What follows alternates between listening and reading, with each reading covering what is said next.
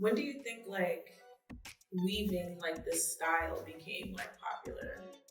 In the late 80s, early 90s, where people would just get tracks and not worry about it. But in the 80s, it was like really taboo. You always wanted people to see your hair as being natural. Because before that, I feel like it was like the micro braiding. Like I remember in the 80s when people used to have the really, really small braids, but it would almost just like look like curly hair. Oh yes, that was done, but that's not weave. I know, but I'm just saying, I'm just thinking about the evolution of, like, because I feel like that was like a normal hairstyle, and then people started moving into getting more weaves, more regular. Oh, that's true. So true. Because then it was more acceptable that maybe you could add extensions here and there and still look good and natural. No, just do this side and then in the back braid across the back. That's so when you wear it up, it's a little flatter, not so bulky. Living in Florida now, like, you know, I always prefer, you know, my natural hair, but you have so much of it. It's hot.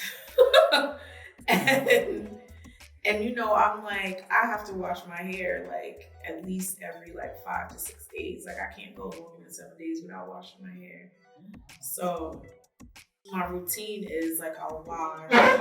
Sometimes I'll either just blow it and flat iron it, and then usually I'll just flat iron it that one time, and then I'm not applying heat every day. Like I'm not flat ironing my hair every day. It kind of is what it is.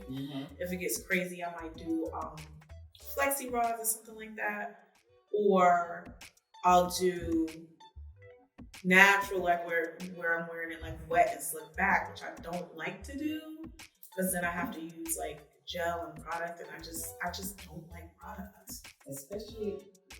Florida is humid, right? Yes. Yeah. You don't like too much products and humidity. You know, because it just looks nasty, sticky. Yeah. I don't like how it feels. Like I'm a person, I like to touch my hair. I don't like if it feels like. Yeah. So I was like, I need a good old sew-in. Take it back to the old school. And I don't love wigs either, because even if I get it braided down, like it's like I'm not gonna want to like be around, you know, my man with like a wig on. Like that's why I like clip-ins. Like clip-ins is literally the ideal thing for me in what I typically do. Just slap some clip-ins in, and then I can take them out when I come home at night. But the downside to the clip-ins is that I still have to do my whole head. Yeah. You know what I'm saying? Whenever it's not right. I can't really shortcut it. So this way, I'll only have to worry about my little leave out, and I'm good to go. I like wigs because it just keeps my head warm in the winter. And since I live in Westchester, we get the cold weather. It's wonderful. But in the summertime, oh my God, it's crazy wearing a wig. Sometimes I want to pull it off and I have to catch myself, you know, down here on the bus on your way to work. No, I did that one time. I had bought probably like a couple of years ago. I did a one of the U-part wigs, and I would just literally just do 2 cornrows and then like clip the wig on. Child, one day I was on the train, I couldn't take it. I took that wig off right on the train. I know people was like, what is wrong with this lady? I couldn't do it. Clearly there's a direct correlation with the ability to do weave so well because of your background as a seamstress. Like how has that kind of like helped you transition, or like what came first? Was fashion first then hair, or was hair first then fashion? I think it was both at the same time, but it was because I used to make clothes clothes first. And then my girlfriend turned me on to, I used to do braids. And then my girlfriend went to Jesse's. What's Jesse's? It was a salon. It was a black gay guy. And he used to do tracks. But he used to do it behind a curtain because back in those days it was taboo. And so she went in and she saw people going behind the curtain. And so she knew her cousin. Her cousin was old Diane in New York. Miss Diane, old Diane. She did weaves. Okay. She was like a famous hairstylist. So I'm sure she did a lot of celebrities. Yes, she did. And so Nisi went to her. That's her cousin on her father's side. And she introduced her to tracks, but you couldn't buy hair like you find now. On the track, yeah. On the track. They used to have a machine whereby they lose hair and they make the tracks according to how many tracks you want in your head, the thickness, the thinness, or whatever it may be. But then old Diane turned this on to a hair supply store in Harlem. And it was like in a warehouse. And we went there and we bought hair because you couldn't buy, there wasn't hair stores, right? And this was, what year is this? This is in the 80s? This is in the 80s, early 80s. And at that time I was wearing maybe 1 or 2 tracks for fashion shows or whatever. Because we used to make clothes and do fashion shows. And so I wanted my hair long. And so we taught ourselves. And so you already knew how to sew, you already knew how to braid, but now you just had to kind of figure out a new technique to apply your seamstress skills to the hair. Yes, absolutely.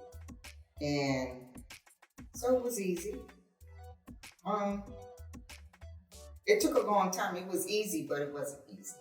Because you didn't know if you should put the needle in the braid or underneath. I prefer to do underneath the braid, not in the braid.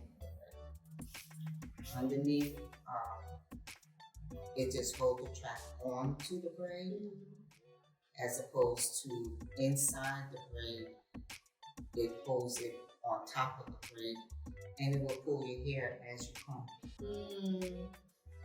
So you always want to put the thread in between the scalp and the braid. I kind of remember around the time I got like my first weave, and I was in high school, and I remember these. Did Candace do it? Candace did my first weave. It was like a blonde child. Yeah, she loved her blonde. Bob, honey, and it was like a longer bob. I loved it. It was cute. I feel like it kind of transformed me. Okay. But when I went to school, like people was like making fun of me, like, oh, she got on a wig, whatever. And I used to be like, it's not a wig, it's a weave. Like for us, I think the weave in my era in the 90s, a weave was a little bit better than wearing, in my era, a wig. Yes. But it's just funny to think about how far it's come, like, because nobody was really wearing weaves like that. Like our friend group, you know what I'm saying? Like if you knew, you knew, but most people wasn't doing it. And we was doing, except for that time when Candace did the blonde weave bob, we used to do the tracks, remember? You used to do the tracks, $20 a track. Yes. And we would just put little tracks in there and nobody would know. You got that right. But now, these young kids, the high schoolers, I look at some of the pictures, like they got full bust down wigs, glue. Like it's interesting to watch the transition. Yes, and the expense. It's The expense. Like these young girls in school, how can they afford to do that? Their parents paying for this? Whether you comb it in, clip it in, or sew it in, or glue it in, ponytail or something. ponytail. But yeah, so I like it. I like everything about extensions. I like that it helps you it gives you confidence. You feel and look beautiful. It's just a wonderful thing. That's what Michelle, when she always said, if you feel good, or no, if you look good, you feel good. Yes, absolutely.